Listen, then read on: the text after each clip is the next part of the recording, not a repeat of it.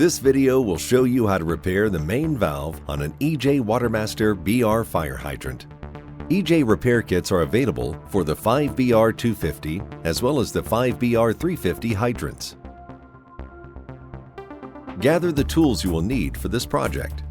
You'll need a valve key, a hydrant operating wrench, a pipe wrench or main valve combination wrench, a stem drive wrench, and a set of wrenches for bolt removal. Please always wear the required PPE.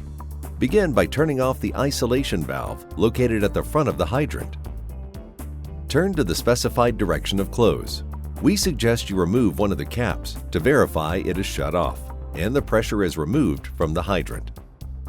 Once you are sure the water source is turned off, you can remove the 6 bolts and nuts from the base of the bonnet.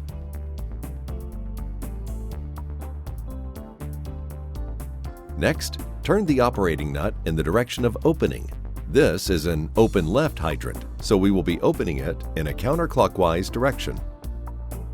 Note, some hydrants are designed to open right, so a clockwise rotation would be needed in that case. Keep turning the operating nut until the bonnet stops upward movement. Once you have reached the end of the threads on the stem, you can lift the bonnet and gently set it to the side. Note that the BR bonnet weighs about 80 pounds. Next, you will need to insert the stem drive wrench over the operating stem top and engage the drive lock pins. Turn counterclockwise to unscrew the valve assembly. You can now lift out the entire valve stem assembly. All parts, including the brass valve seat, are removed. No friction points are left in the standpipe or bottom inlet. Remove the valve washer from the stem by turning it counterclockwise. The seating valve rubber or other parts can now easily be replaced as needed. The seating valve rubber can be used for both 250 and 350 psi hydrants, depending on its orientation. It is labeled to show which side needs to face up for the pressure rating intended. Now, reassemble the valve and stem assembly. Tighten the valve washer by turning it clockwise.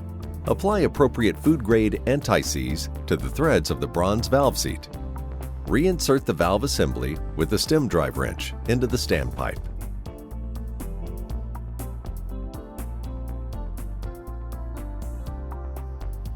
Tighten clockwise. Grease the quad seal O-ring as well as the threads on the stem. Then lift the bonnet back onto the stem. Turn the operating nut or the bonnet in the direction of closing until the bonnet stops downward movement and is tight. Replace the 6 bonnet flange bolts and nuts.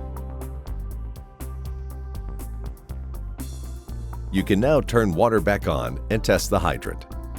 Make sure there are no leaks and everything is working properly.